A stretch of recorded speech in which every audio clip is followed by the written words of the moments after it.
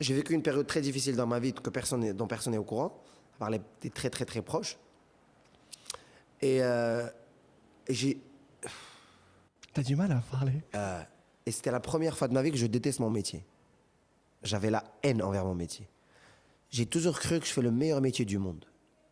Quand j'ai vécu ça, Khouya, c'est je me suis dit, tout est noir. Je me suis dit, pourquoi je fais ce métier en fait? C'est quoi ce métier?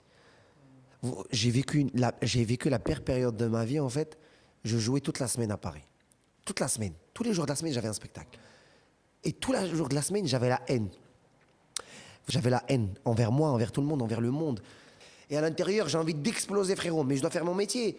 Parce que mon métier, c'est ça. Et là, je commence à dire, mais pourquoi je suis pas resté dans la comptabilité, dans la finance? J'avais un bureau, je pouvais m'enfermer, je pouvais pleurer à l'aise. Là, je dois faire semblant que je suis heureux, mais je suis pas heureux. Et c'est une période très compliquée. Et j'étais perdu. T'as pensé à arrêter? Wallah, j'ai pensé à arrêter. J'ai pensé à arrêter. J'ai désactivé d'Instagram, frérot. J'ai travaillé toute ma vie pour Instagram. Je l'ai désactivé. J'ai arrêté les contrats. J'ai annulé des contrats. J'ai dit, ça y est, j'arrête. J'ai pensé vraiment à arrêter ce métier, frérot. J'étais pas bien. شنو خرجك من تما؟ La vie, incroyable. Wallah, la vie, c'est incroyable. J'étais pas bien. Parce que ce que j'avais, c'était pas à ton... Tu peux pas le toucher. Quand tu as mal à la tête, tu prends un Doliprane, ça y est. Je demandais à Dieu une maladie pour que je me fasse oublier ça.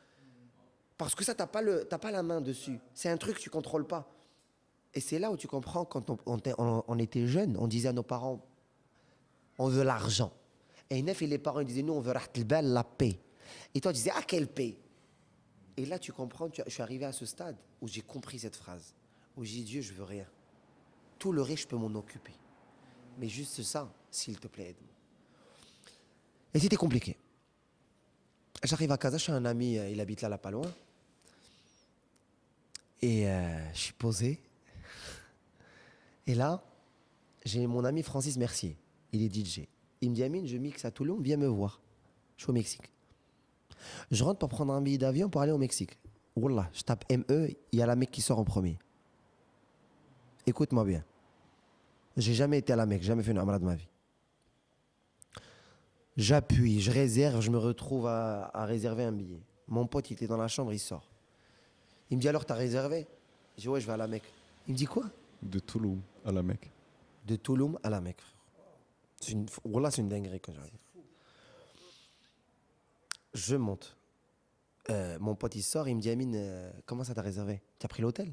Je lui dis non, il me dit, bah, t'as déjà été? Je lui dis, jamais de la vie. Il me dit, mais t'es sérieux, tu vas aller là-bas? Je lui dis, ouais. On sort, machin, je sors de chez lui, je rentre chez moi, je range mes valises, je les mets dans la porte, j'ai pris le vol de 6h du matin. Je prends le vol, je sais pas, frérot, je sais pas où je vais, je sais pas comment je vais, je sais pas ce que je vais faire, je sais rien. Tout ce que je sais, c'est que j'ai parlé à tous les humains du monde, personne ne m'a aidé. J'ai envie de parler à Dieu. C'est comme ça. Aucun être sur terre n'a pu m'aider. Là, j'ai envie de parler au Créateur. Allah. J'arrive à la Mecque, je fais 4 jours. Je fais que prier du matin au soir. Je fais que prier, je dis rien. 24 heures sur 24, je fais rien parce que j'arrive pas à dormir. Mon front, il est par terre. Je dis, Ya Rabbi, Dieu, s'il te plaît, je veux rien. Libère-moi. Ça fait, je suis fatigué. J'arrive plus à revivre ma vie, j'arrive plus à faire des spectacles, j'arrive plus à parler à mes parents. Parce que mes parents, ils voyaient que j'étais pas bien, j'arrivais pas à leur parler. Parce qu'à chaque fois que je leur parlais, ils sentaient que j'étais pas bien, ils étaient pas bien. Donc je voulais pas ça. Donc à Khouya, j'étais sur moi-même, je voulais parler à personne pour pas gâcher la journée de personne parce que j'étais pas bien. Donc je me suis renfermé sur moi. Toute la journée, Khouya. Mon front, il est par terre. Pendant 4 jours. Rien, je pleure et je parle à Dieu. Rien, je me libère, je dis Dieu, s'il te plaît, aide-moi. Allah. Voilà, comme ça. 5e jour. C'était un vendredi. 4h du matin. Le Fajr, il est à 5h du matin. Le Kaaba, il est en face de moi. Wallah, vous allez me prendre pour un fou. Wallah, vous allez dire, Ada, il est pas normal. Mais moi, je l'ai vécu, mon frérot. Mon front, il est par terre.